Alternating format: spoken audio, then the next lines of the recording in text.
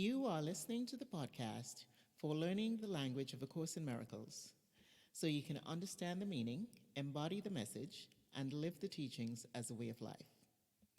Welcome to episode 26 of this podcast. I'm your host, Reverend Jennifer McSween, creator of this podcast, and the Course in Miracles practice coach for taking those who are studying the course from inspiration to application.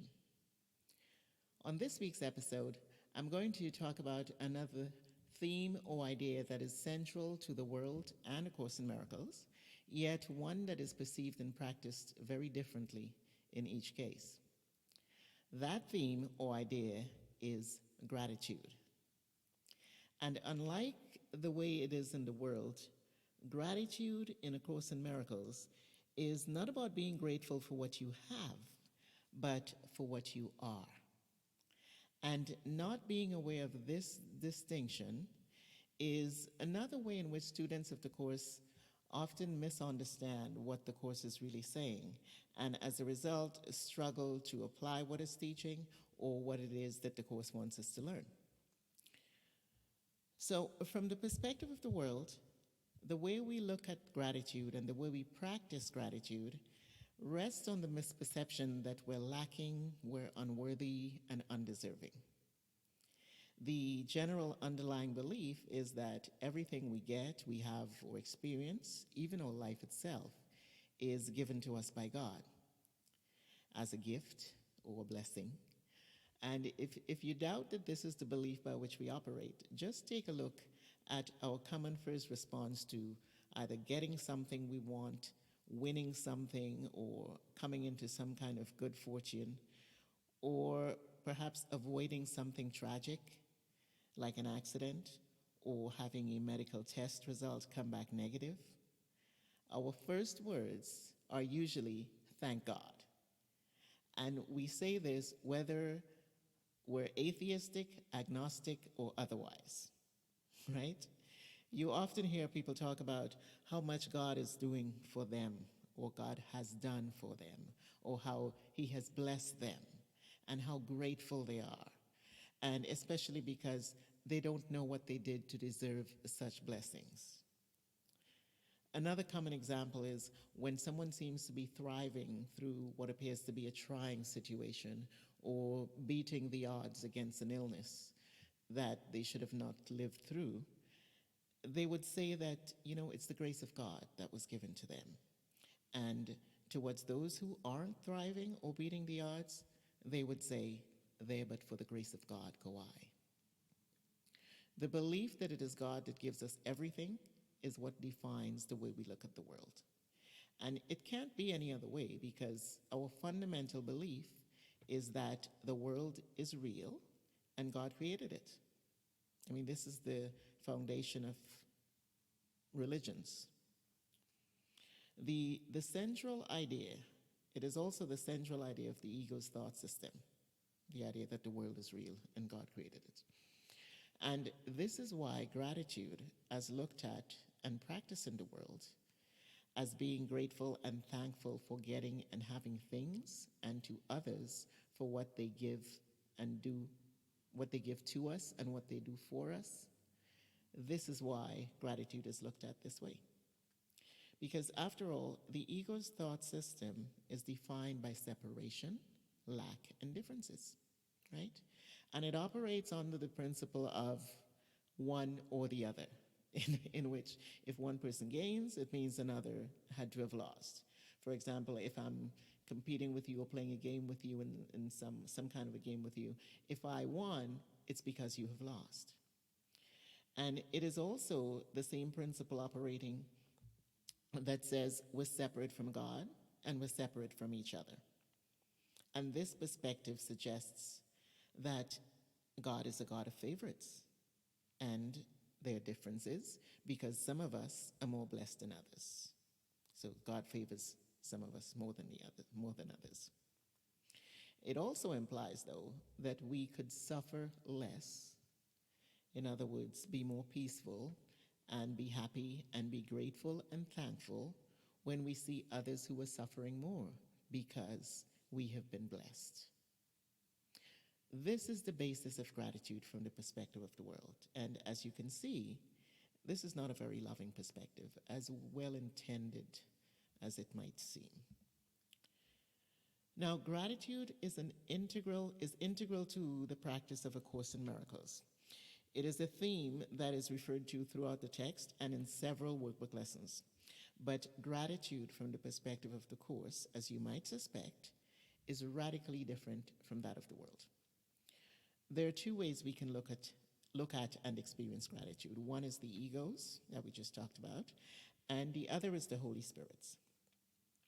The ego's way is the one that reinforces the perception of lack, unworthiness, and undeservedness. And it leads to the misperception that we can ever be without the grace of God, or that we can be apart from the oneness that we share with God. Another way of saying it would be to believe that anyone can be outside the kingdom, so to speak. Now, looking at gratitude through the eyes of the ego, we will feel that gratitude is about being grateful and thankful for whatever we have or get in the world.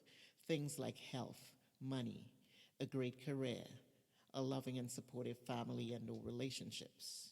And even those things we consider gifts, talents, and abilities, and especially even what appears to be lucky breaks, miracles, or the grace of God, as we say, because through the eyes of the ego, we are not only not one with God, but unworthy, undeserving, and lacking.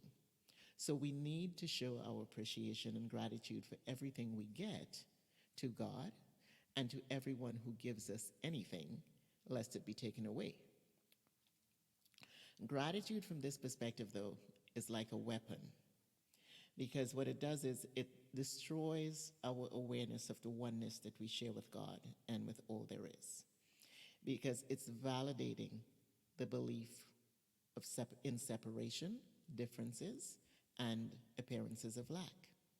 It makes it look like these things are actually real. The Course's perspective of gratitude stems from the Holy Spirit's thought system and is to become the single thought that would substitute for the ego's misperceptions, or that we are to substitute for the ego's misperceptions to correct our perception. The Course asks us to feel gratitude toward each other, not for what we do for each other, but for my recognizing that the way I see you is a mirror reflecting back to me the way I see my own self. And it's the way I see my own self that will determine what I will feel and think and experience. So when or if I see you as different or lacking, or if I'm comparing myself to you in any way, I now know that this apparent difference is something within me. It's a projection of a part of me that I have metaphorically split off and projected outside me and happened to land onto the image that I perceive as you. It has nothing to do with you.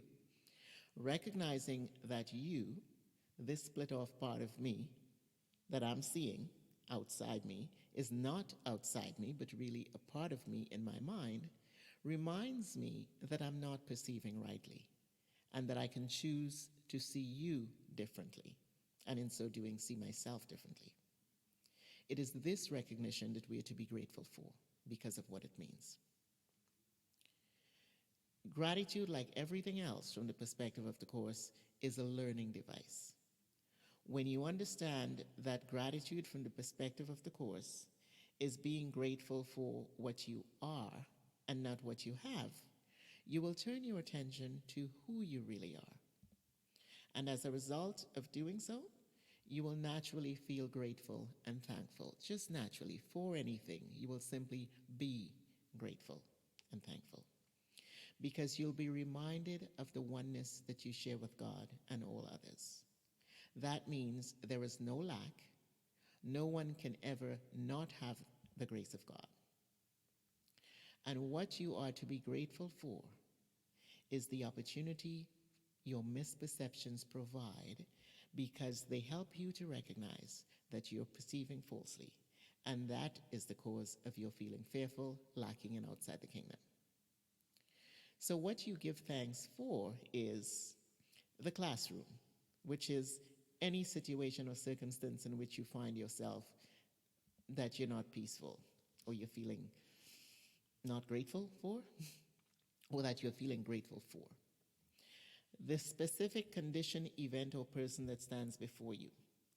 Be grateful for that as a teaching aid. And the Holy Spirit's thought system as the teacher that you chose that now corrects your perception.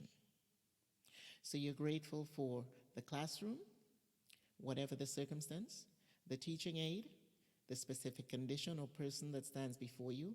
Again, not the form of it, but what it provides, and what it provides is a teaching aid. And the teacher, most of all, which is the Holy Spirit's thought system, you can always choose that will help you to correct your perception. Now, this doesn't mean that people should not be grateful and appreciative to us for, let's say, we've given them something. Just that we shouldn't expect it, and especially not as proof of their deservedness or worthiness, or to see it as some form of a reciprocal exchange because we've given something to them that we now expect to hear them say thank you or show their appreciation. Because given what I just described about gratitude from the perspective of the Course, it is not for what you get or have that you're grateful for. And besides, in giving anything, all we're ever doing when we give is to simply allow love to extend through us. The form that it takes is irrelevant, but the act or the process of giving something, the act of giving something is simply allowing love to extend. Allowing that to happen, allowing love to extend through us is our only concern. How they react or respond to this extension of love in the form of this gift, whatever it is theirs and has no bearing on us or to us. So what the Course is really saying about gratitude is that it's not about being grateful or thankful for getting or having anything in any form in the world or in your life, but about being grateful and thankful for the oneness that we share with God and all others. We are to be grateful and thankful to God for being all that is, and the recognition that we are one with God, which means no one ever lacks anything. No one, nor can anyone not have the grace of God, regardless of appearances. And we are to be grateful and thankful to all others, not for what they do for us, but because our perceptions of them serve the purpose of helping us to recognize and remember the truth. Here's the thing. In A Course in Miracles, purpose is everything. Everything serves a purpose, and the purpose of the Course is to teach you to engage in true perception so you can recognize the truth and awaken from the dream. That said, everything you experience in the dream can serve the purpose of helping you to awaken. Gratitude serves this purpose when it's practiced as taught in the Course. That is, by realizing that any time you find yourself being grateful, thankful, or feeling blessed, as we often say, for something that we have, or that we get, or that we wanted, or, for example, feeling that God has favored you in some way, realize that you're not practicing what the Course describes as sincere gratitude. Rather, you're perceiving yourself and others falsely. And to be grateful from this perspective will keep you perceiving yourself as lacking or unworthy or undeserving. In other words, you'll be reinforcing the belief in the ego's thought system and keeping yourself from awakening from the dream. So as you become aware of this, realize there is another way you can look at this, another thought system or perspective from which you can look at this that will remind you that you're dreaming. Gratitude, sincere gratitude, as taught in the Course, is integral to the purpose of the course because you're not studying A Course in Miracles so you'll be happier in the dream, but to practice forgiveness repeatedly, which will lead you to awaken from the dream. Gratitude, as taught in the Course, is a form of forgiveness because it consists of your letting go of the belief that anything or anyone can give you anything or cause you to feel anything, because everything and everyone you see and encounter in any form, in the dream, in the world, is literally nothing but an illusion. And forgiveness, as defined by the Course in its most simplest form, is letting go of the belief in the power of illusion. So that's it for this week. Thank you for listening to this week's episode of the podcast for Understanding the Language of A Course in Miracles. If you enjoyed this episode or found it helpful, please leave me a review on iTunes so that others can hear about it, enjoy it, and find it helpful also. And if you have not yet done so, do subscribe so that you don't miss another episode. Have a great week and see you on the podcast next Wednesday.